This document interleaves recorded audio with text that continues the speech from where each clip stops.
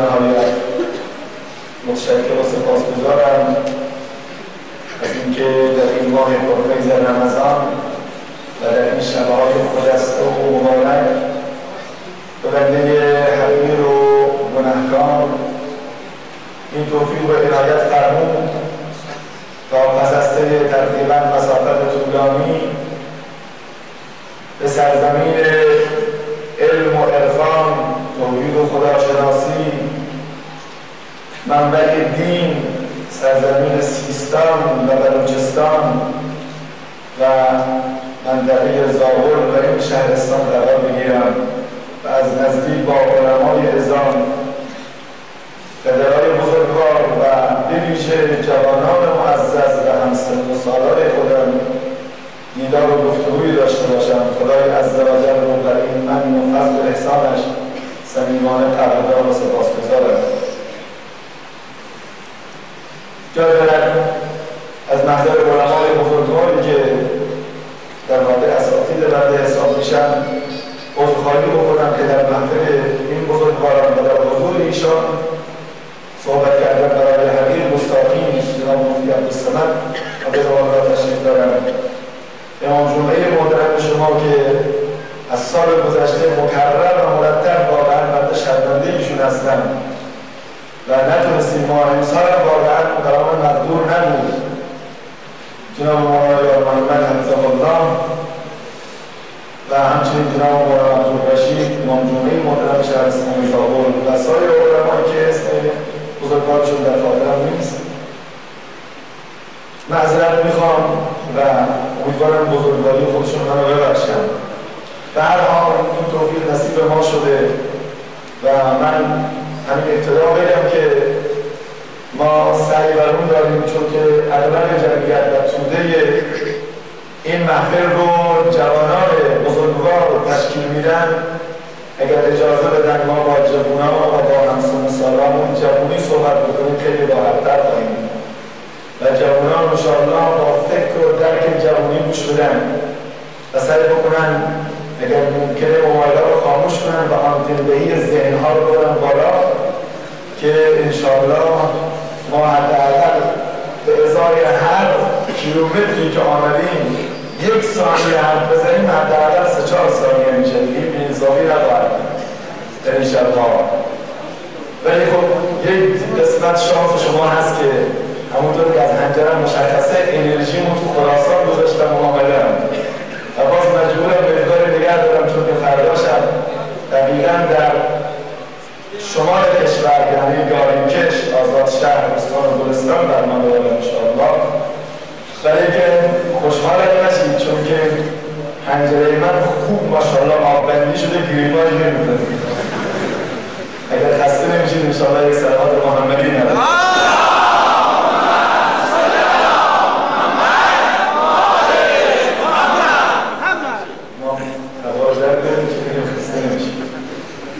میگن یک زمانی یه بنده خدای جوون به مسجد نمی آمد علما رفتن پیش بابا بیا نماز تراویح هست ختم قرآن هست تو اومدی از در مسجد؟ گفت نه. میگن خیلی طولانی میکنید بنابراین نمیاد. گفت نه اونقدر طولانی نیست. آمد و شب اول حافظ صاحبا خیلی زیاد میکنن تمام استوده برقرار رو اول تا حافظ جز و شکون این بابا چه سوره بود خواندی؟ گفت سوره بقره. گفت بقره یعنی چه؟ گفت بقره یعنی گاو. گفت ها گیرم خیلی بزرگ بود. شب گفت دیگه نمیاد. گفت نه بابا سوره بقره تمام شد دیگه سوره بقره کنم. گفت خدا شاید اگر ما رو مسئول بزنیم 30 شب نیامد شب 30 گفت بابا امشب ختم قرآن علما دعوت برای سخنرانی میاد سوره های کوچک کوچک ها از قلم ترکیب به بعد میخونیم. گفت جدا گفت بله. این آمد و دستاشو بست امام کن علم ترکیه و فعلا و به اصل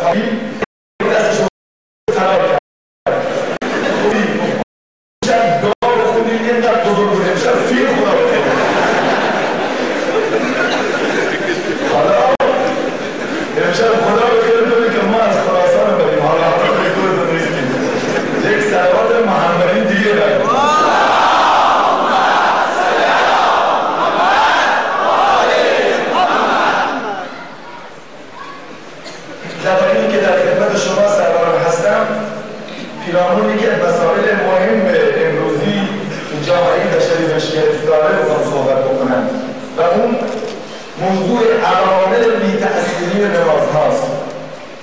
شاید سوال بکنن که بازم از نماز شما مولاها زیر غیر از نماز و زکات میگید چیزی بلد نیست که به حرفی برای گفتن نداریم، هر جا بریم یا نماز یا زکات، حرفی دیگه نیست. چرا؟ ولی امشب من نمیخوام در مورد جمعهای بی نماز حرف بزنم، چون این جمعیتی که داره برد میزه در داخل و بیرون همه نماز گذارن. نمیخوام در مورد فضائل نماز، ویژگی‌های نماز حرف بزنم، چون که همه میدونن، چون که نماز تراویح خوندن و 26-27 شب رو با تراویح و با قرآن و با رمضان بودن. در مورد عقاب و فضائل، عذاب و فضائل کاری ندارم. در مورد این مسئله که چرا نماز میخوانیم ولی نمازها تأثیر نداره، عبادت میکنیم ولی عبادتها از حنجره بالا نمیره، سر رو در آستانه خدا میساییم اما کوچکترین تحرک و انقلابی نه در زندگی فردی و نه در زندگی اجتماعی ما ایجاد نمیکنه. علت کجا؟ در چیز مشکل رو از کجا باید درمان کرد؟ به قدری متاسفانه نمازها و عبادات بی‌تأثیر شده که اگر دیگه جوانی بی نماز میگه آقا بیا نماز بخون، میگه برو بابا فلان جوان نماز میخوره دزدی میکنه، خواهر مسلمان نماز میخوره بی‌حجابی میکنه، فلان حاجی به حج میره دور خانه خدا طواف میکنه، بعد از اینکه برمیگرده تازه یاد گرفته سر مردم چطور کلاه بذاره. پس چطور ما نماز بخونیم؟ چطور عبادت بکنیم؟ بدبختی و فلاکت و هلاکت یک امت زمانی رقم میخورد که عبادتها کوچکترین تأثیر شگرفی در اعضا و جوارح و قلوب و حال و احوال مسلمین نداشته باشد و اون نقطه عطف و خطرناک است. علت کجاست؟ در چیز؟ آیا مگر غیر از این است که همین سجده های سوزناک و همین نمازها زمانی که اصحاب رسول الله در مقابل صدهای فولادین قرار می‌گرفتند، سر رو به سجده می‌گذاشتند خالد بن ولید، صدهای فولادین در مقابل قدوم مسلمانان تکه تکه و پاره پاره می‌شد. آیا مگر غیر از این است که زمانی که رسول خدا در غزوه سرنوشت‌ساز محمد بر، غزوه‌ای که بسیار سرنوشت‌ساز بود، لشکر کفار بالای 1000 نفر، لشکر مسلمین 300 نفر، مسلح اسلحه و تجهیزات جنگی کفار مدرن‌ترین تجهیزات، اما مسلمانان از اندک‌ترین تجهیزات زندگی برخوردار نیستند. پله جنگ و کفه جنگ به نفع کفار داره سنگینی می‌کند.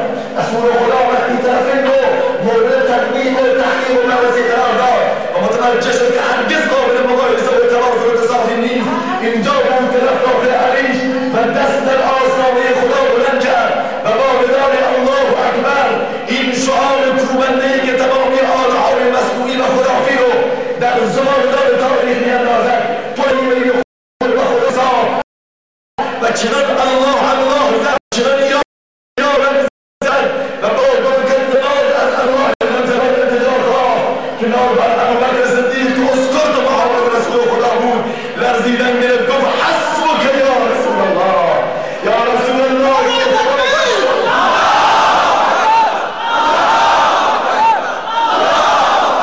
رسول الله عرش الهی به نزد دلالت، یا رسول الله اگر بیشتر ادامه بدی و این سجدت طولانی تر بشه میترسم در دنیا انقلاب عجیبی ایجاد بشه. رسول خدا چشمان رو باز کردن، متوجه شدن فرشته‌های بدری با علامه‌های سبز رنگ و لباس‌های سفید به استقبال سربازان رسول الله در میدان بدر شتافتند و سپاه کفر و اهریمن را برای همیشه به درک حاصل کردند و پرچم اسلام را در سرتاسر دنیا به اهتزاز درآوردند. سروران عزیز، اون نمازها امروز نیست. آیا نعوذ بالله اون فرشته‌ها و اون امدادهای غیبی خدا منحصر به زمان رسول الله بود؟ هرگز. سروران عزیز، حضرت مولانا عبدالحمید حفظه الله زمانی که در قربت جام آمدن گفت یکی از برادران و خواهران برام نامه نوشت، اون زمانی که آمریکا داخل عراق آمد که مولانا چرا فرشته‌های بدری، چرا فرشته‌های بدری به استقبال مسلمین نمیاد؟ چرا به داد فرزندان ابوبکر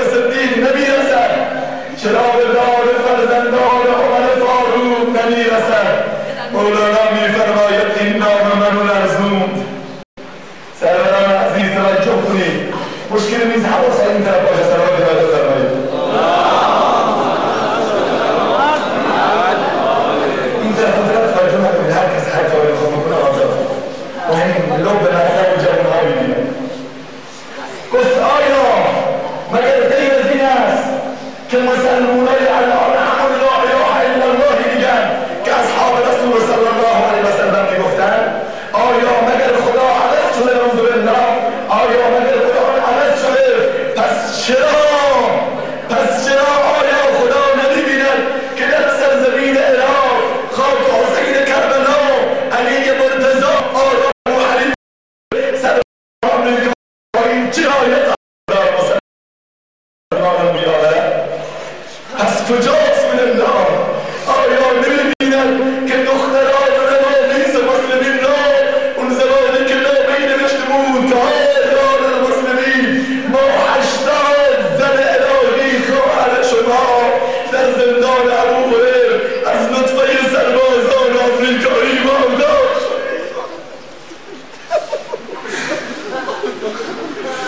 کجاست ابوبکرها؟ کجاست عمرها؟ آیا نمیبینند که بچه‌های 5 ساله را پسرها سربازان آمریکایی تجاوز کردن و زیر دست و پاشون با خدا بردن؟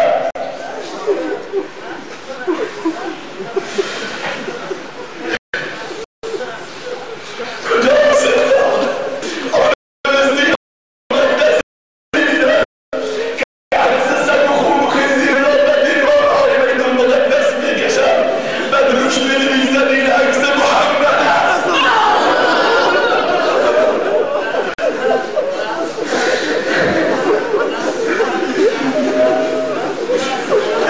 آیا در دنمارک نمی‌بینند که کاریکاتور رسول خدا لخت مادر زار در حال خوردن شد؟ پس کو امداد؟ پس کو فرشته‌ها؟ پس کو نصرت الهی؟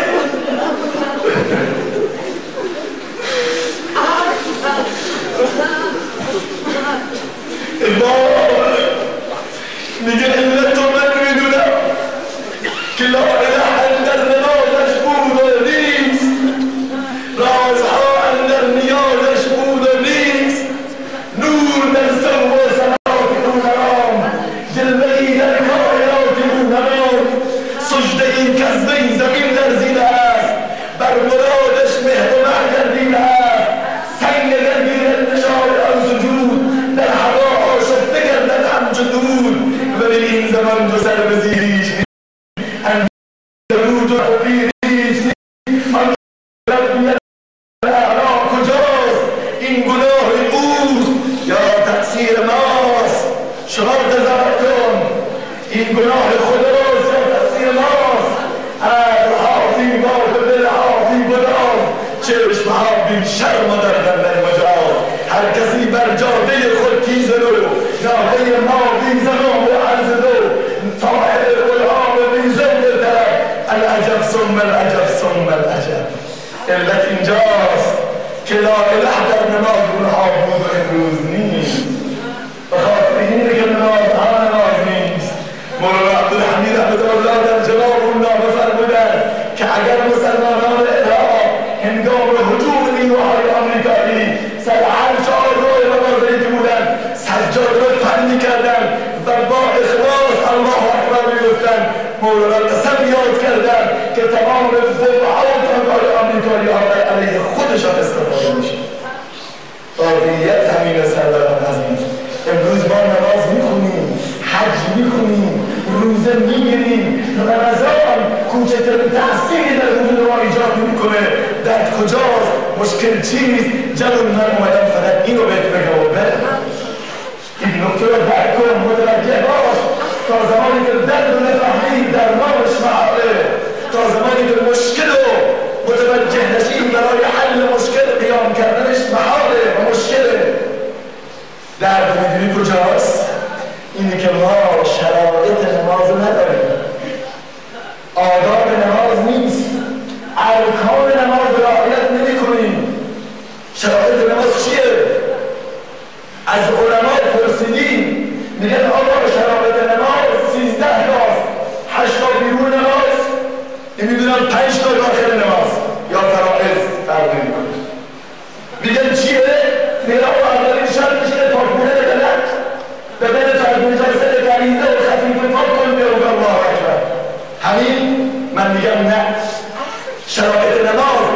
شستن بدن تمیز نمیشه و حاصل نمیشه، بلکه پاک بودن بدن یعنی اول پاک بودن معنوی و باطنی بدن. تو ظاهر بدن تو بشون، ولی جسمت و روح با مال حرام بزرگ شده، کجا تو بدن تو پاک کردی؟ اولین شرط رو رعایت نکردی. پاک بودن بدن نه تنها پاکی ظاهر بدن، مثل این میمونه که این مشکی پر از نجاست رو ظاهرش رو بشونیم. آیا این ظرف پاکی است؟ کل و اینا میترشه بکنم. آقا میگه من ظاهرم رو شستم، حموم رفتم، ادخلون زدم و از اون طرف نخستین قطره شیری که در وجودش رفته نقطه حرام بوده که رفته و با حرام بزرگ شده به تعبیر رسول خدا. ثم ذکر الرجل اشعث اکبر یمد یده الى السماء یا رب یا رب فمطعمه حرام و مشربه حرام و ملبسه حرام و قضی بالحرام فأنى مستجاب له. کسی که مجسمه نجاست رو این زمین داره راه میره، کسی که مالش از حرام، خوراکش از حرام، پوشاکش از حرام، زندگیش از حرام، شما بگید فأنى مستجاب له. ما چطور دعایی رو قبول کنیم؟ چطور عبادت ما قبول بشه؟ اولین شرط پاکی نماز و قبولی نماز پاکی بدنه. سعی کنید سروران عزیز، مال حلال وارد اینا شده امروز یکی از علامات قیامته. حضرت سعد بن وقاص یا سعد بن معاذ یکی از محبین نزد رسول الله صلی الله علیه وسلم، یا رسول الله برام دعای یاد بده عملی که مستجاب و کرده بشم. پیامبر خدا میفرماید ای سعد شکمت از مال حرام پاک کن والذی نفس محمد بیده، قسم به اون ذاتی که نفس من محمد دست بود، اگر یک لقمه حرام تو کاربرد جسد بره تا 40 شب روز هیچ نماز بازی که دست دولت نخواهد شد. شوخی نیست. این واقعیت ها رو گوش کنید سروران عزیز. مال حلال و مال روزی حلال باشین جوون، از همین الان مواظب باش، به خودت یاد بده که دنبال روزی حلال مثل حلال داری. خدا نکند که حرام تو وجود بیاد. واقعا تأثیر از نمازهای عبادت میبره، تأثیری نخواهد داشت عبادت ما. حضرت مولانا احمد علی لاهوری رو بسیار از علمایی که داخل مرکز هست میشناسن. استاد بزرگوارم که این برادران شعری در رسمشون خوندن حضرت مولانا محمد عمر رحمه الله تعالی، بگید رحمت الله علیه. سر کلاس بخاری قصه رو تعریف میکنه، واقعیت که قصه نیست. در مورد مولانا احمد علی لاهوری که اولیای خدا بودشون میگه هر زمان کسی ایشون دعوت میکرد برای غذا دعوت رو میپذیرفت، چون که اجابت دعوت واجبه، ولی غذای کسی نمیخورد. مقداری به خود کشمش تو جیبش میذاشت، میرفت سر سفره مینشست. هرچی میگفتن بخور، گفت امکان نداره، نیازی نداره. روزی یکی از شاگردان مریدانش که شغل کشاورزی تعبیر پیامبر خدا بهترین شغل رو داشت، 3 سال تمام زحمت کشید، شخمه و وزن زمینش رو بدون نماز تهجد و وضو نزد. از مال حلال با وضو با تهجد کوچکترین شبهه حرام توش نیاد، شبهه حرام. تا اینکه 3 سال ما یحتاج به نتیجه دست آمد پیش مولانا، دعوتش کرد، گفت مولانا که میای لطفاً نخود و کشمش رو نیار که غذام صحیح و سالم و تمیز و پاک و مرتب. مولانا گفت اجازه بده، گفت نخیر. مولانا تحریمش نکرد، نخود و کشمش ها رو گذاشت تو جیبش رفت. سر سفره که نشستن همه شروع کردن بخوردن، مولانا رو هم نزد. اون بزرگوار شاگرد پرسید مولانا چرا نمیخوری؟ گفت من با اینها راحتم. گفت دلیلی نداره، یا باید دلیلش رو بیان کنی یا باید از این غذا تناول بکنی، راهی سومی نیست. مولانا هرچه اصرار کرد هیچ فایده‌ای نداره. نهایتاً مولانا احمد علی لاهوری که کنار یا برمی‌داره، درست میکند، نان رو وسط دستاش میفشاره و والله قسم از وسط دستان و از وسط نون خون بیرونم. گفت الله اکبر. حالا بیا بگو علت کجاست؟ گفت به خدا بذرش، شخمش، کارگرش، آبش همه از مال حلال بوده. نهایتا همه را چک کردن. گفت همین کودی شیمیایی پسفکنده گوسفندا رو با زبان محلی ما میگه انبار. گفت همسایت اونها رو ریخته بود بیرون، لازمش هم نداشت. من برای که گیاه زودتر رشد بکنه اون آیه که بیرون انداخته بود آوردم و داخل بزرم پاشیدم. مولانا فرمود اون کسی که قلبش پاکه شبهه حرامم تو وجودش بیاد عبادتش و سیستم عبادتش مختل اونها کسانی بودن که از شبهه ربا، از شبهه سود، از شبهه حرام اشترام میکردن. به امروز آقای ما میاد راحت مار به شبه افعی میشه، خیالی به حلال و حرام نیست، برای میگه پول باشه. از یه جوانی پرسیدم آقا آرزو چیه؟ میگه اینه من برم تو بیابون یک کیف سانسونات $10 بگیرم. چرا؟ زندگی فقط دلار، همه چیز رو از عینک پول میبینن، فکر میکنه پول خوشبختی و سعادت میاد. من همه جا گفتم اینجا میگم در ماه رمضان کسی دروغ بگه کافر از دنیا میره. و من قسم به برادری نمیگم از کجا زنگ زد برام یکی از صحبتهای بنده در مورد سود و ربا بود، گوش کرده بود. میگفت که همسایم باباش امارات دبی ماهیانه چند 100,000 تومان براش پول بفرسته، پول میذاره تو بانک. هر چه بهش گفتم آقا این کار رو نکن سودش رو میخورد. گفت امکان نداره، این سیدی سود و ربا شما رو میبردم پیشش. گفت بابا اینها مزخرفن، اینا عراجیفن که این مورد آدم میدن، حرف اینا رو باور نکن. میگه هرچه تو سرش خوردن دیگه نیست. صبح بعد دیدم آمد گریه کنان داشت به سر صورتش میزد، سر صورتش باد کرد بود. گفتم چی شده؟ گفت دیشب گرفتم صبح برای سحر ماه رمضان میخواستم غذا درست بکنم، سر و دیگه باز کردم دیدم یه مار بزرگ پرید تو صورتم. صورتم این حالت دارم، شوخی نیست. و بعد یکی از آقایون میگه آقا من با پول ربا و سود یا جایزه بانکی نوشتم 7 نفر رو میخوام به خانه خدا ببرم. به درون کعبه رفتم به هنم رنم ندارم که تو در برون چه کردی که درون خانه آیی. آقا حرام دور خانه خدا بخواد فکر میکنه خانه خدا و نماز عبادت میتونه حلال رو حرام رو تبدیل به حلال بکنه. بهاره پیامبر خدا فرمود مفلس و فیکم، مفلس و بیچاره و درمانده کیه؟ صحابه گفتن کسی که پول نداشته باشه. من لا درهم ولا دینار له.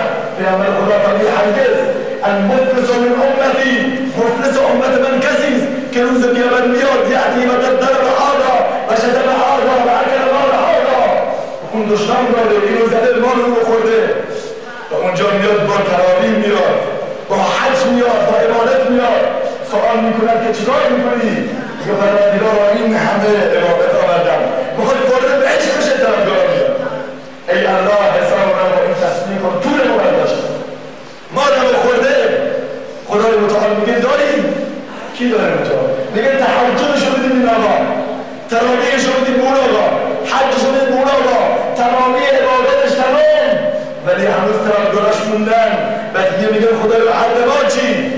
میگه شما دیگه عبادتی نداره، میگه تو عادی حد ما رو باید بدی. میگه خیلی خوب گناه زنایشو اون طرفدار زنا کرده گناهشو بنویسید روی این، دزدیشو بنویسید روی این. این آقایی که با تعلق و ذکر عبادت آمده الان با دنیای زنا و الواتی و حجابی و بی‌حجابی وارونه و کشم به طرف جهنمش میاد. آی جوان عزیز تو رو خدا از همین الان به فکر حلال باش، به فکر مال حلال. اولین شرط نماز پاک بودن بدنه از حیث ظاهر باطن، هم ظاهر بدن تو از نجاسات ظاهری پاک کن و هم باطن بدن تو از حرام های باطن. دومی که پاک بودن لباس. آقا من لباس خودشون میشوره فکر میکنه تمیزه. خب این لباس از چه مال خریدی؟ اگر این لباس ذاتاً نجس باشه چی؟ کسی به فکر اینها نیست. اصلا جز شرایط باید رو نمیدونن. رسول خدا فکر میکنه حدیث صحیح بخاری است، میفرماید 2 نفر در بنی اسرائیل معامله کردن. جوونا رو گوش بدن، قصه و افسانه است، من نمیدونم قصه بگم.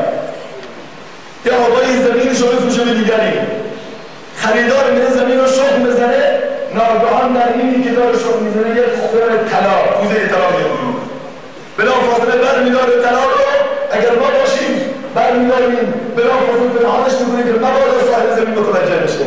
بعدش داشت برد میشه ساعت زمین گفت آقا من فقط از تو زمین رو خریدم طلای داخل زمین رو نخرید.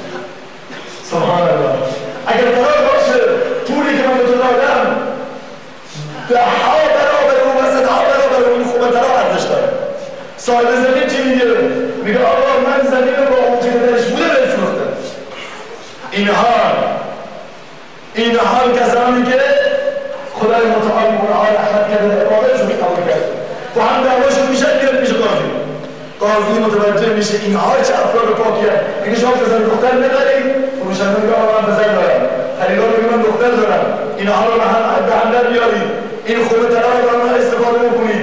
از نسل همون پسر دختر رسول خدا میفرماید 70 پیامبر رو دنیا. حالا ما ناراحتیم چرا بچه‌ها رو حرفمون نمی‌کنیم. مورد بعضی پدرها میگیم چرا بچه نماز می‌کنه؟ چرا آقا اینا به حرف ما نیستن. بچه‌های این دور زمانه رو تو نمی‌شناسیم. بچه مال حلال نخورده. بچه روزی حلال نخورده که درست نیست. لباس حرام نپوشیده. و بعد طرف حاجی هست. یکی از آقایون تو مشهد ما بنگاهی ماشین داشت. بنگاه توش ماشین. این یه تکه نون خوش برده بود تو داشبورد ماشین گذاشته بود. تکه نون خوش. هر کس که میامد به سراغ ماشین میگه آقا این ماشین چطور ماشینیه؟ میگه آقا خدا شاهده این ماشین نون داره اینو بده. اصلا میگه اون وقت دیفرانسیلش موتوریش چه اشکال داره؟ میگه آقا برش در کارو من به قسم میخورم خدا شاهده زنم کلما قرار باشه که این نون داره. بعد آمده پیشم میگه جناب مورد تا حادث که نشدم. گفتم تو اگر چپلیان نماز بخونی حادث نمیشی. به خدا رفتی دیگه. ناراحته که من آیا حادث بشم. من گشتر آخر زمین پس چیه؟ کسی که سر امتیان کلاه بذاره از امت من نیست. و اونجاست که در لحظه‌ای که از دنیا میخواد بره کلمه زیبای لا اله الا الله رو بهش میگن. اون میگه چی؟ پارچه صدا بهار عجب پارچه خوبی. خدا شاهده یکی رو بهش کلمه تلقین میکردن اون میگه پارچه صدا بهار عجب پارچه خوبی. هر جور زندگی بکنی همونطور از دنیا میری و اگر کسی درست زندگی بکنه و با نماز عبادت زندگی بکنه در حدیث میخوره وقتی تو دارش میخوره لیکن ممکن به سوال بکنه که من رب که باید اینو که من نبیم میگه دعنی حتی اصلی فرشته کنار که نماز اصلا مجزا بشه. میگه زمان نماز نیست. خدای متعال دست شده میگه آقا این فرشته از این چه میپرسی؟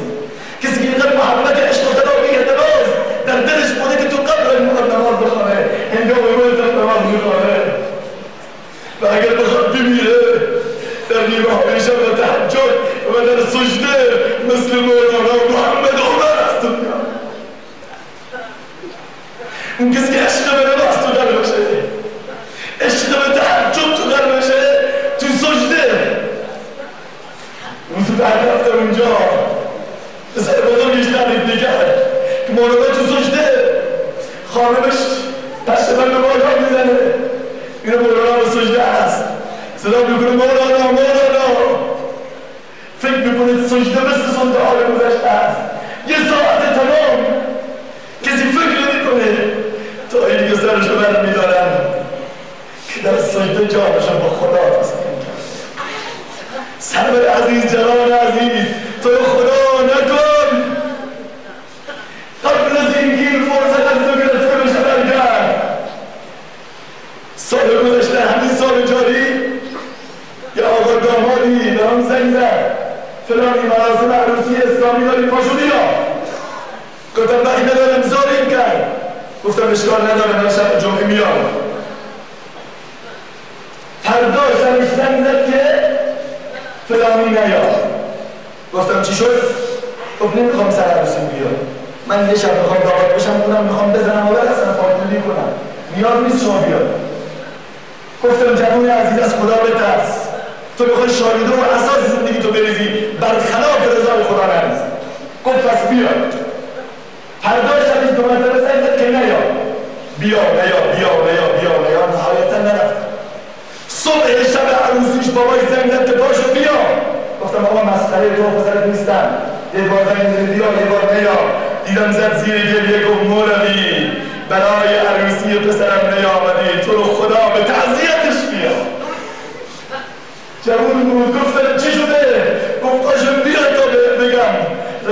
تعذیتش میدونی جوان‌ها چه حس و حالی به این دست داد؟ گفت این جوان دیشب لیترها شرق اینجا ریخته بوده، موسیقی و ساز و سرنا و نوت اللاتی تا نیمه های شب بعد عروس داماد سوار ماشین میکنن، راننده بست و ناگهدل بوده، حرکت میکنن مستقیما زیر تریلی عروس داماد در جا خشک میشه. خدا میدونی چه حسی به این دست داد؟ گفتم خدا یه فرد در سجده و تعجب میمیره، یک فرد در حال شراب موسیقی میمیره، اون فرد بعد از مرگش صدای قرآن از قلبش میاد. این صدای چه خواهد آمد؟ تو دلم دلدلی شد، چیزی هم نمیتونستم بگم. چی بگم؟ اون که رفته بود از دست. جوون متوجه باش، خدا نکنه بر معصیت خدا بمیریم، خدا نکنه بر خلاف نمازهای الله و با بی نمازی و بی دینی بمیریم که دیگه جمع کردنش مشکله.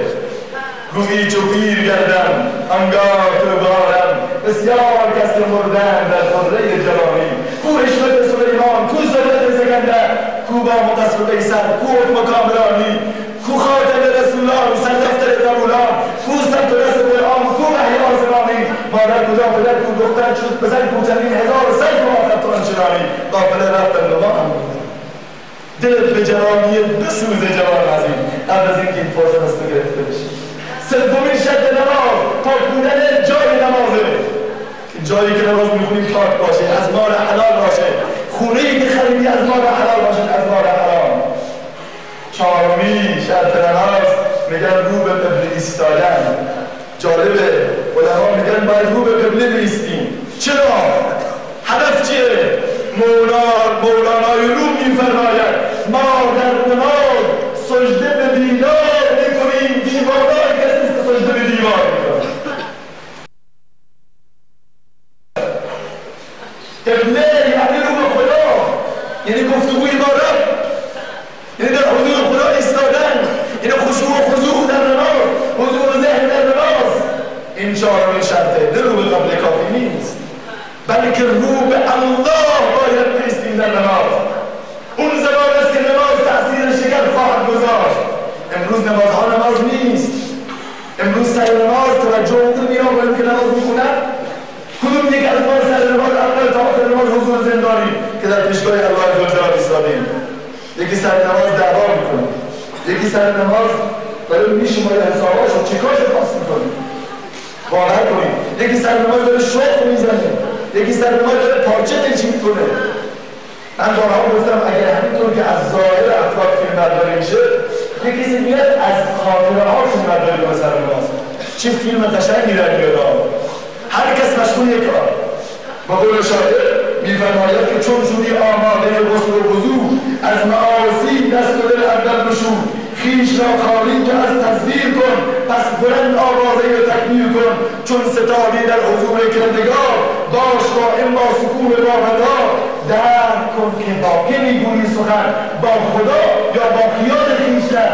در نمازی یا که دعوا میکنی، بعد نماز سرماز اینجوریان، اون داره دعوا میکنه، سرماز داره میخندن، اون داره چوک میگه سرماز. در نمازی یا که دعوا میکنی، یا جواب و مال پیدا میکنی، در رکوعی یا به فکر آوران، یا که ملاق میزنی با صد شتاب، در سجودی یا مگر همچون کلام، میزنی بر خواب منبار و دماغ. شرم کن از این نمازی بی ادب، مکش بیهوده این رنج و تر. این چه نمازی است؟ نمازی که در اون خدا نیست، همه چیز هست خدا نیست. در حالی که پیامبر میگه ان تعبد الله کانک تراه فان لم تکن تراه فانه یراک. خدا تو به عبادت کن، خدا ببینی. ولی امروز خدا تو نمازها پیدا نمیشه، خدا تو رمضان سربران از پیدا نمیشه. به فکر این قضیه باشیم که نمازهای ما با روح باشه و با یاد الله عزوجل باشه.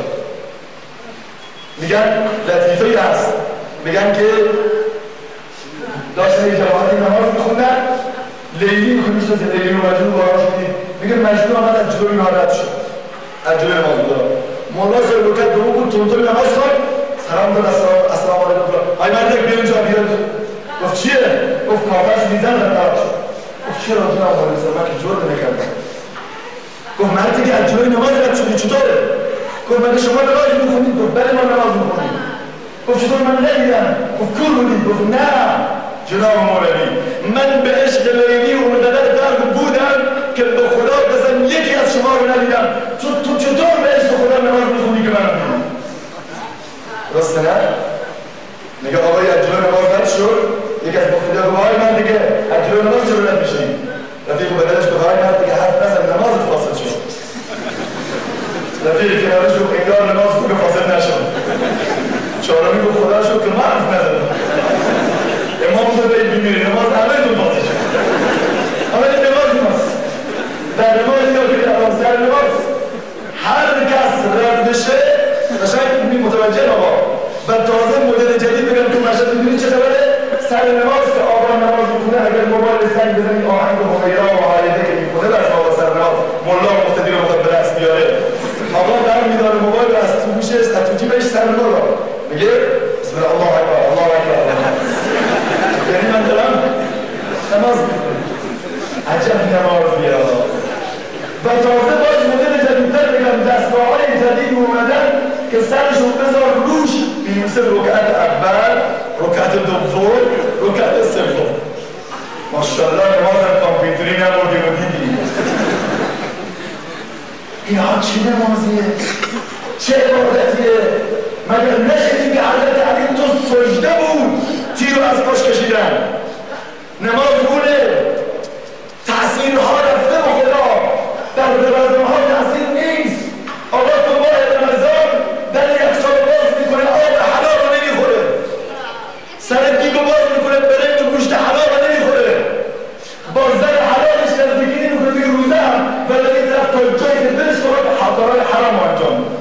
غیبت حرام ماشاءالله، توبت حرام هر چی دلت بخواد، تمسخر حرام اون چی که تو دنیا وجود داره، کارهای حرام با روزه انجام نمیدید، کارهای حرام انجام میدید. من نمیدونم این چی میزه.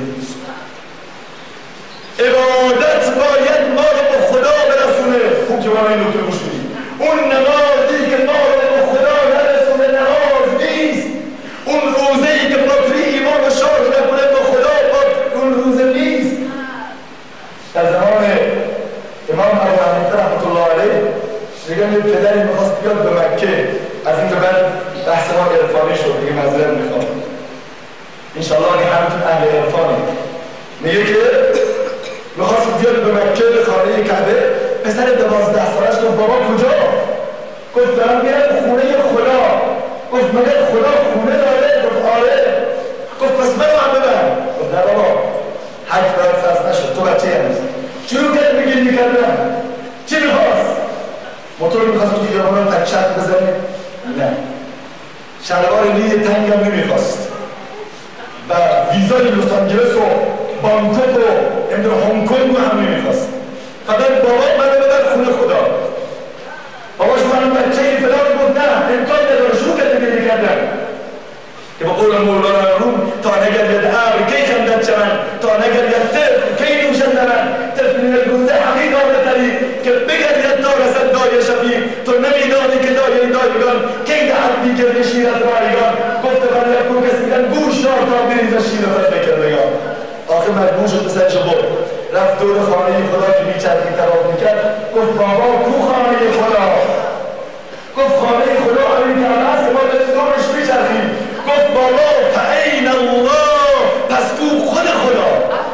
گفت ساکت بابا که کافر بشی. گفت بابا چرا کافر بشم؟ من یه حاجی سالی میخوام سالی دعوت بکنه، اون چه که میوه و مخلفات از بریز و سفره ولی خودش نیاد، خودش نشونم نده، ارزشی برام سفرش نداره. این چطور خداییست؟ این چطور رحمان و رحیمیست؟ اون چطور مهربانیست که من دعوت کرده بیاد به خانه‌اش ولی خودش نبینم؟ محال بابا. گفت برو بابا جان من بهت کاری ندارم. آمد سر رو سجده گذاشت. گفت پروردگارا من کعبه میخوام چکار؟ من رمضان میخوام چکار؟ من روزه برای چه میگیرم؟ من اینجا برای چه اومدم؟ من مقصود من است کعبه و بتخانه توی تو. هر در که زنم صاحب آن خانه توی تو. هر جا که لبم پر تو به کاشانه توی تو.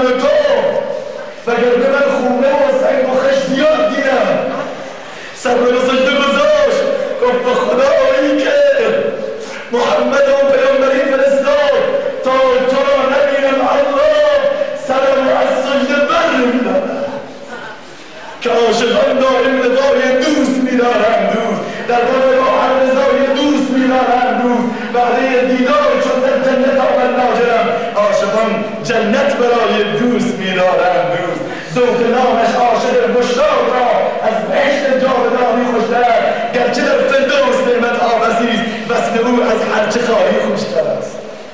سر رو سجده گذاشت، یه ساعت 2 ساعت بابا شدن، بابا پا شد آقا، دید پاره میشه، گفت بابا تو رو خدا بس کن، بس پا شو.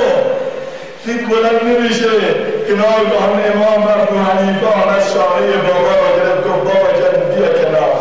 گفت پسرت از خدا را خواه و خدا هم تو سجده او را برد مراقبتش.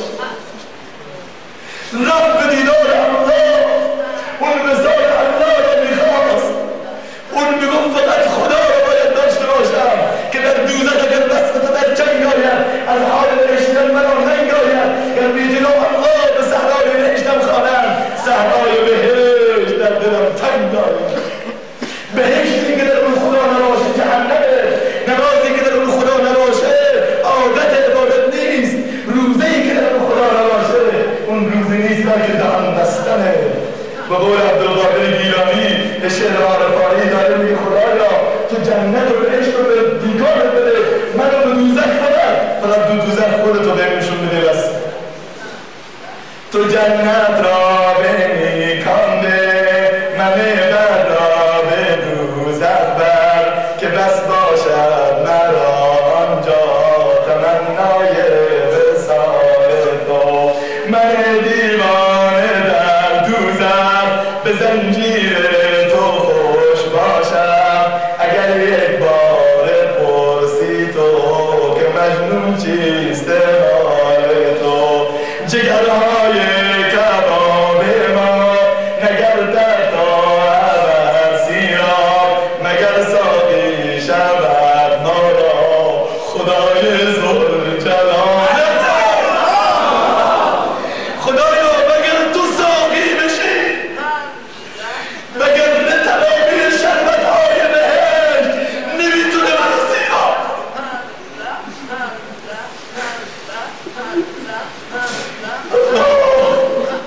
به مالک گویم ای مالک، چنان الله خواهم گفت که از الله من سوزد جهنم باز و خانه تو.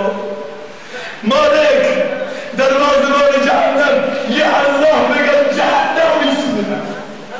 اون کسی که با الله هست اینطور الله خراب. امروز ما با خدا نیستیم، به قول اقبال ما از خدای گم شده ایم، او به جستجوست. جوون در کار میگه خدا دنبال تو میگرده در شبهای بعد. ما از خدای گم شده ایم ولی او به جستجوست، چون ما نیازمند و گرفتار آرزوست. گاهی به برگ لاله نویسد پیام خویش، گاهی درون سینه ما غم بهاری روست. اون خدا دنبال من تو میگرده این شبها، دستش درازه. ان الله یبسط یده باللیل لیتوب مسیء النهار. دستشو شب دراز میکنه تا گنهکار روز میگیره بکشه بالا. جوانی که 27 شب نمازم رو گناه کرده، به خدا که در این شبها دست بلا کنی، به خدا درازه، فقط دستتو بلند کن کافیه. برگرد جوان، تأثیر نماز اینجاست که وقتی میخوایی گناه بکنی یه روز بیاد جلوت، وقتی باید به چشم بد به ناموس مردم نگاه بکنی نماز میاد، روزی میاد. همین روزها یکی از جوانهای خود ما که چندین بار دعوتش داده بودم روزی نمیگیره، داشتم میرفتم مسجد، یهو چشمش که به من افتاد برای اینکه نجنم در بیاره آتش زد، کبریت و زد سیگار و این ساز ردیس رو گذاشت رو لباش. میدونی چی گفتم؟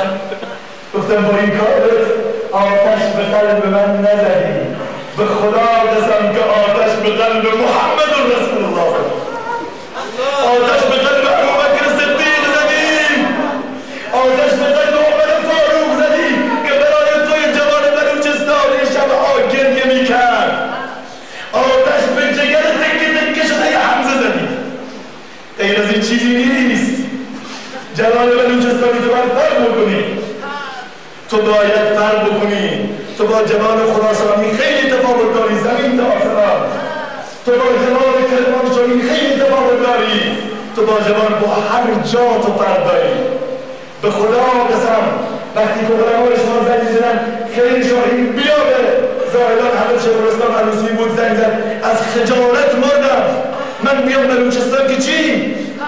همه استادم، همه بزرگم، من از اونهای نگرفتم معرفه ما رو بینا برم چی بگم. ولی ماه گذشته قبل از رمضان مراسم عروسی بود در یک شهر، اونجا گفتم پرواز مستقیم نداشت، میزبانان پرواز تهران بندرعباس و چابهار رو که کرده بودن. رفتم تهران، تو فرودگاه تهران که نشسته بودم ناگهان دیدم یک جوان بلوچی آمد. اول که اصلا متوجه نشدم بلوچه، چون که اصلا هیچ جاش نشان بلوچی نبود، نه تو لباسش، نه تو هیئتش، نه تو حرف زدنش، هیچ کدوم. ماشاءالله از شلوارهای تنگلی الان اومده که من همینجا میگم 17 نفر پاش بکنن، 38 نفر از پاش باید در بیارن. از اونا پاش ریشم پروفوسقین زده، سبیلاش اینجوری بارون کرده بود بالا. و جالب اینجاست که مود جدید هم آمده، موها رو مثل شاخ بوستان جوری بالا می‌دن. گفتم ماشاءالله. گفتم این چیه جدید؟ گفت مود جدیده. گفتم ببخشید گوسفند شدن مد شده، من خبر داشتم تو تهران. باور کنید. بعد که صحبت کرد متوجه شدم بلوچی. بعد موبایل رو خانمش می‌زنم. اینجا رو گوش میدید. بعد خانمش رو دیدم، الله اکبر. به خدا قسم ننگ آمد، یک لحظه احساس ذلت کردم که من همیشه میگفتم تو عروسی‌ها، تو سخنرانی‌ها که آقا روسری‌ها داره روز 4 مخوبی عقب. این بار دیدم که فقط از جلو غیر عقب، از عقب روزی 4 مخوبی شده. ولی یه بار میدونم گفتم این چه بارده؟ گفت زنم. گفتم این هیئت با این وقت از کجا هستی؟ گفت شهر نقطه شیر بلوچستان، اسمش نمیدونم این شهر. و خدا قسم یک لحظه بغض و گلوم پیش گذر بشین اینجا. گفتم خون علمای بلوچستان پایمال کردی، خون مولانا عزیزها رو، خون مولانا ابراهیم دامنی ها که 9 سال برای تو در زندان بود، خون مولانا نعمت الله ها، گریه های نیمه شب مولانا محمد آمد.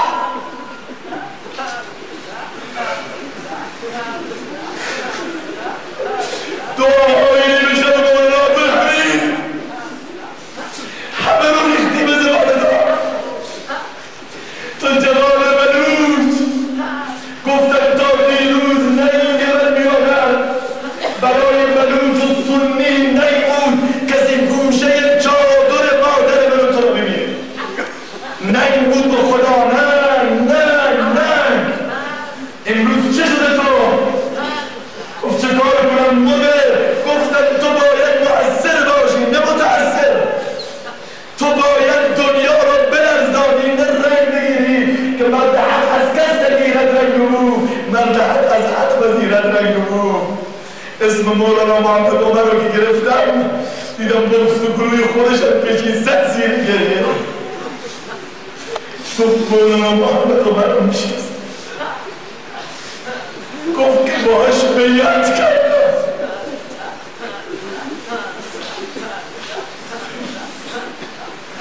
گفتم بیعت کردی؟ گفت بله. گفتم به خدا قسم که تو قبر از دست تو میلرزه. چه جوابی داری؟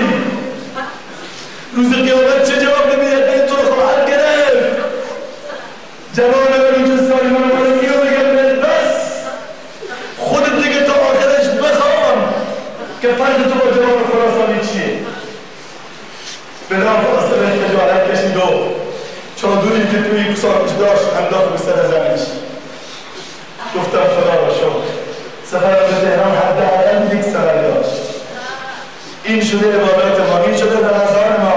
جوان نماز ما باید ما را از معاصی میره. تحصیل اله رحم تکون خیر خنده لعمرك هذا في الفعال بديع لو كان حبك صاعدا لأطعته إن المحب لمن يحب مطيع. اختر گذشت. 5مین شرط نیت. میگه آقا نیت کن در روزه در نماز نیت چی کنم؟ نیت کردم بکنم 4 رکعت نماز نه نیت خالصانه و مخلصانه بکن از ریا از سمعه از شهرت از تعریف از سلام خدایا خودت اول من و سپس همه جمع حاضر رو از شرک ریا بیرون خیلی خطرناک امروز خیلی خطرناک عبادت ها امروز روح نداره چرا که اخلاص نداره چون که للهیت نداره به همین خاطر عبادت های ما روح هم نداره مجبورم طور بشم پنجمین شرط چیشومین شرط نماز میگن تکبیر تحریمه دست ها رو بالا کردن فلسفه این میدونی چیه؟ وقتی یه دولت مردی بخواد این ملزم رو دستگیر بکنه میگه دستا بالا اولین کاری که بخواد بکنه میگه آقا دستا بالا ما در تکبیر تحریمه دستا رو بالا میگه خدایا تسلیمم و سپس اهل سنت یک کار دولت مردی که بخواد بعد آقا دستاشو بلند کرد بلا فاصله دستاشو دستان میزنه ما بلا فاصله خود ما در نماز دستا رو بلند میکنیم سپس دستا ما رو خود ما دستان میزنیم فلسفه دست سنی یعنی خدایا قبل از این که تو منو دستت بزنی قبل از این که تو بگی دستا بالا خدایا من خودم دستا رو بالا کردم و سپس خودم رو دستبند زدم تسلیم تو هم که نماز یعنی تسلیم شدم یعنی حواس کنار گذاشتم یعنی ریلکس بازی های جمعی رو بذار کنار این که باید دست تسلیم باشه ولی قلبت روح زبان افکار جای دیگه باشه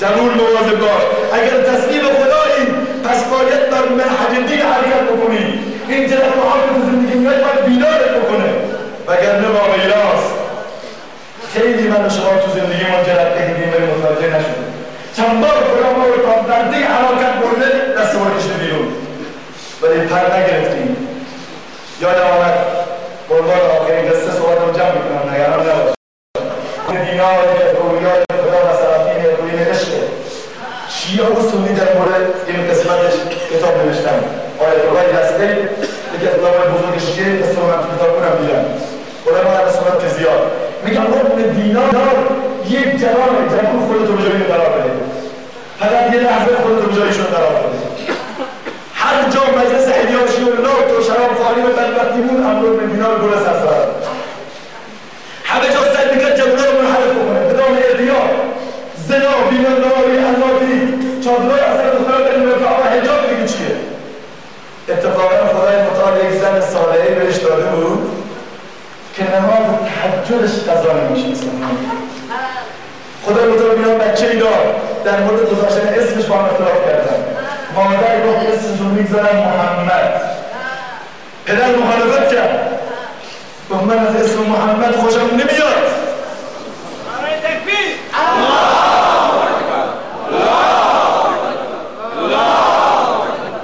گفت چی بخوای؟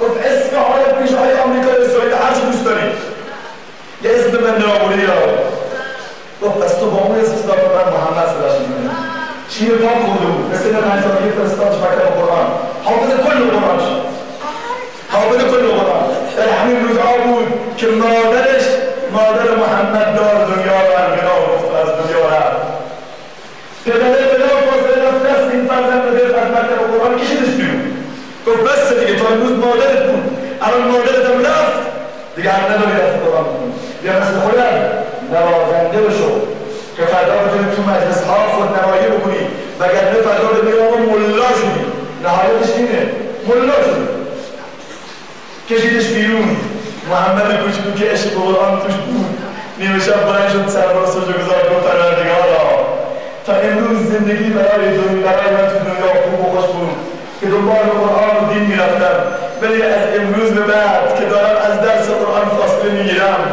و خدایا زندگی برام شده بدبختی و بی‌حجابی و بی‌شرمی و بی‌حیایی خدایا دیگه روی زمین برام ارزشی نداره تو رو به ذاتت قسم که سرم رو از سجده بر نمیدارم بار دوم که چشمام باز میکنم در بهشت کنار رسول الله و کنار مادرم باشم اون کسی که خداتون داره در حرام و خدای متعال دعاشو کرد در سجده بردش پدر متوجه شد زد زیر گریه چون که پسر خیلی تنها زدش بود زد زیر گریه و ناله و فدان این طرف برو به طرف برو نهایت دستش کرد اینقدر گریه کرد که در حالت احتمال بیوشی در گرفت به گویا که بار آدم محشر رو دید که 1000 مار و اژدها دنبالشن بدو رفت از دست اژدها یک پیرمرد ریسوبی رسید گفت پیرمرد بدارم دست گفت نمیتونم گفت کجا برم گفت برو داخل این غار رفت داخل غار دید چند اژدها از داخل غار آمد بیرون به بنبست خورد پشت سر من جلو کجا برم از وسط اینا فرار کرد و من پیش پیرمرد مرجع و درگاه نشونم به پیامبری گفت نمیتونم برو به داخل دره رفت اونجا مجدد عدل آزم بارش قصه نیست واقعیت تاریخی نیست تا اینکه نهایتا اون پیرمرد میگه آقا من همون درکت نمازی که تو در سالت خونده همونم من نمیتونم این مارهای زنا و دزدی اینها اعمال تو هم تبدیل به ما شده من نمیتونم اینو دفع کنم تو 2 رکعت فقط نماز خوندی تو فقط یه شب تو تراویح اومدی بعدش از 1000 گناه و پاسوب و برد و نمیتونم تکرار و هیروین و مورفین و کوکائین و چنگ و بالاخره بنگ و چرس و هیروین و این مسائل کشیدی تو کجا؟ نهایتا گفت کجا برم گفت برو به طرف کور رفت به طرف کور نوبت بچه‌های کوچک دید گفت این بچه‌های کوچک به درد من نمیخورن میخواست برگرده که ناگهان از میان اون بچه‌ها پسری صدا کرد که بابا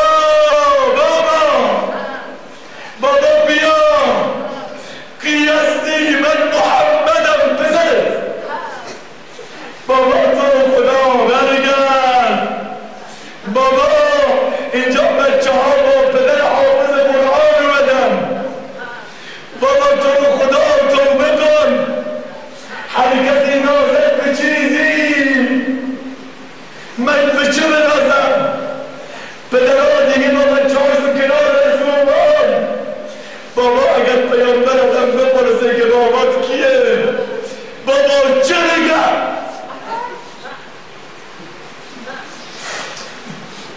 بگم بگم روزخواه بگم شرابخواه بگم زناکار بگم دوست بگم راهزن بابا اگر به فکر آبروی خودت نیستی تو رو خدا به فکر آبروی من باش گفت بابا چه کار کنم گفت این هدیه بازش کن گفت کو داد دستم امرو به دیدار از خواب پرید دید یه صندوقی دستشه رفت پیش علما بازش بکنه بازش کرد دید یک کلام الله که قرآن بده فصل به جان میبخشد از فرد و خود جان به جهان میبخشد این معجزه رسول پاک عربی حقا که حیات جاودان میبخشد دل پردرد را درا قرآن جان مجروح را شفا قرآن هرچه خواهی ز نص قرآن جو که بود گنج علمها مواظب باش این قرآن شوخی نیست این نعمت داره پس بنابراین به نظر یه فرصته که چنین ترنگری در زنا ایجاد کنه تراویح فرصت این شبها برای اینه وگرنه من نمونم آب بود با خدا نه نظام کم بود که بلند بشم 1000 کیلومتر راه بیام اینجا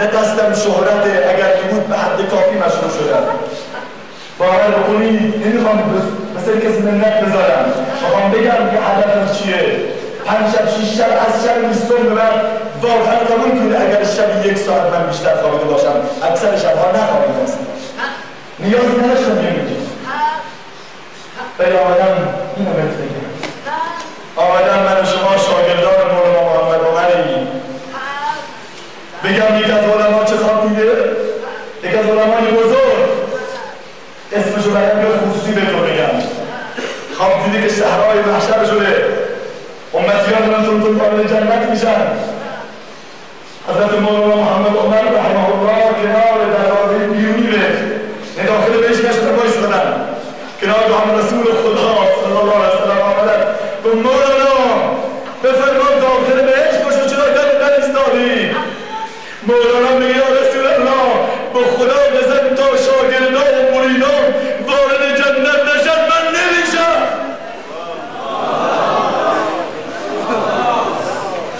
جبون تو خدا اگر زنده وجدان داری اگر زنده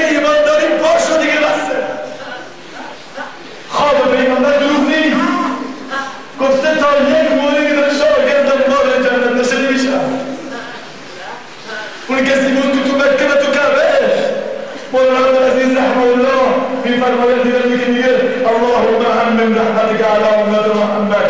اللهم خدایا رحمت و مغفرت و خودت رو نصیب تمام امت رسول الله کن.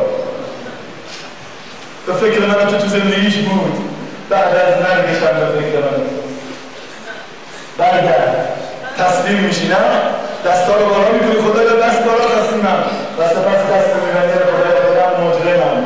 سپس شرط بعدی چیه؟ قرائت شروع میکنی قرائت قرآن و قول اقبال نماز عاشقانه چه گویم از نماز عاشقانه رکوعش چون سجودش محرمانه تقاطع یکی الله اکبر نکنجد در زمان نماز پنجگانه تو گیتی را سرا از طلعت او مسلمان را یکون لا یموت از رکعت او چه دارد کشته این اصل بیستوز قیامت ها که در قامت نیست. الحمدلله رب العالمین الرحمن الرحیم. این اعتماد برقرار میشه. رکوع و سجده وقتی که سر رکوع میبری میشه این خدایا تمامی متعا و اهل محافظ و غرورم جلوی تو خود شد. به قول استاد نبی رحمت الله علیه در یکی از صحبتاش میفرماید در مورد سجده و هذه هی السجده التي ترتعش لها الجبال الراسیات و تهتز لها الارض و یرتعد لها الجبابرة الطغاة. سجده یعنی خود شکستن، یعنی کوه‌ها رو شکستن، کوه نخبت و غرور و تکبر رو شکستن. سجده یعنی نماز یعنی برای از بیا اهمیت بده. حدیثی که آیه که اول خوندم همینه که این الصلاة تنهی عن الفحشاء والمنکر. نماز تو از کارش ناپسندانه داره زمانی که نماز میشه، زمانی که به نماز اهمیت بده. امروز به نماز بی اهمیتی زیاد شده. آقا جوون گردنش 7 متر به مسجد نمیاد به خاطر اینکه سریال رفتارتون مبتذل تماشا کنه. به کجا رسیدیم؟ آقا میگه من از سریال زندگی کردن یاد میگیرم. من که میگم دروغ میگم مزد دارم در بکنم اسکنده هم نیست. تو از سریال چی یاد گرفتی به باهات؟ غیر از بدآموزی. عروسی اسلامی بود تو تاجرآباد ما داماد گفت آقا فلانی من راضیم و مادر خانمم راضی نیست. گفتم مادر خانم چند سالش هست؟ گفت 73 سال. گفتم بگو بیاد اینجا چرا راضی نیست؟ مادر خانم جواب داد من عزیزم چون میدونی من تو عروسی اسلامی 120 تا عروسی دارم تو سال 86 انشاءالله. گفتم چرا راضی نیستی؟ گفت مولوی حرف نزن فقط یه همین دختر تنها رو دارم در طول عمرم هر کردم که سر این عروسی دخترم به رقص هندی برقص. گفتم رقص هندی رو مگه بلدی؟ گفت فلانی تا شبی 7 حلقه سیدی فیلم هندی نگاه میکنم رقص هندی رو خوب بلد. اگر باور میکنی شب عروسی مثلا بیاد تا خوب برسه. اینو از کجا نیست؟ از فیلم‌های گرفتیم.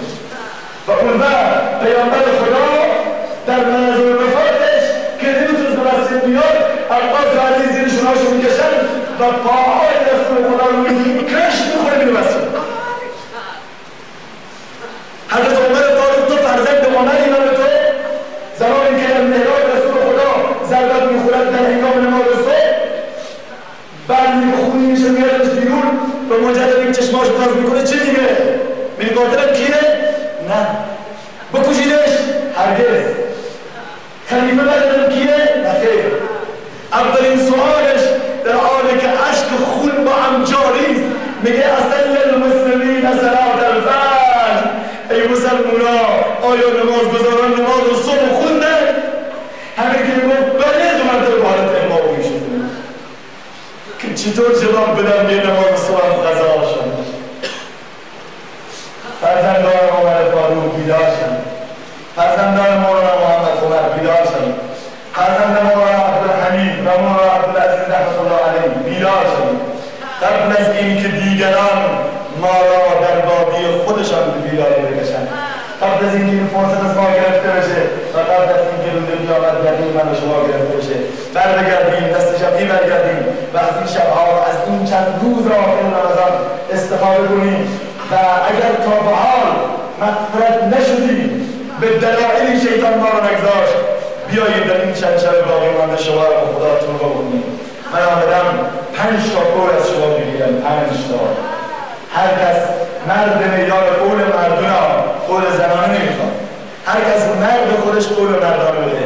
اولین قولی که ما میگیرم اینه که همه امشب اینجا از صدق دل توبه بکنیم، اظهار ندامت بکنیم بر گذشته و عزم رو جزم کنیم که در آینده انشاءالله به گناه نزدیک نشیم. جوانایی که قول میدن انشاءالله دستا رو برن بالا، همه بیرون باشه. جزاکم الله خیر. قول دوم اینه که تحت هیچ شرایطی حتی در بحرانی ترین وضعیت تا جایی که ممکنه نماز فرض و قضا نکنیم انشاءالله. دستا رو برن بالا. قول دوم داریم. قول سوم اینه که انشاءالله برای رسیدن به این مسائل باید اول دور دوستان نوا و خرس کشیم. هر چی دوست نوا کنیم بریم واقعا با علما در خدمت شما، جناب مولانا عبدالرشید، جناب مفتی صاحب، جناب مولانا دار محمد صاحب، دیگر علما در بلوچستان که دیگه اصلا واقعا نیاز نیست ما بیارن. ما آمدن اینجا اصلا مسخره است، یعنی چی ببینیم این همه عالم اینجا افتادن، این همه علما وجود دارن، ما باید این تو برادر محرومی که هیچ کسی ندارن دور دوستای ناباب رو خط بکشیم مردانه و با علما ارتباط برقرار کنیم. دستا رو بالا. ماشاءالله. این قول چندم بود؟ قول چهارم در اولین فرصت قبل از گذشت 3 ماه حداقل 1 هفته در راه خدا تشکیل میشه. دستا رو بودیم بالا. ما نمیشتیم ولی خدا بالا نوشت. خود دارد همه دستا بالا کردن که 1 هفته قبل از گذشت 3 ماه خیلی فرصت زیادیه دیگه. 3 ماه هنوز نگذشته، حداقلش 1 هفته انشاءالله تشکیل میشه. قول داریم دیگه نه؟ انشاءالله. و قول پنجمی که میخوام بگیرم اینه که ارتباطتون با مساجد، کتب و علما بیش از گذشته بشه انشاءالله. موفق و معید پیروز و سربلند باشید. من خیلی خوشحال شدم و خدای عزوجل رو سپاسگزارم که من این توفیق رو داد تا تونستم از نزدیک، چون که شهر زابل و دوستان زابلی که نمیشه بگم دوستان بلوچ خود ما به کرات زنگ زدن تو عروضگاه بودن اسلام آباد ما سخن مناسب نیامد و بالاخره این افتخار نصیب من شد که برای اولین بار تو این منطقه به شهر دوست محمد بیام و با این جوانانی که موج میزنن الحمدلله خستگی در چهره‌هاشون نیست دیدار بکنم. حیف که پرداش و پس برداشت و بعد از این همش هر جایی هر شب چند تا سخنرانی دارن وگرنه امشب حالتون رو میگرفتم. شانس آوردید، موفق باشید. همه تون دوست دارم. السلام علیکم و رحمت الله تعالی و برکاته.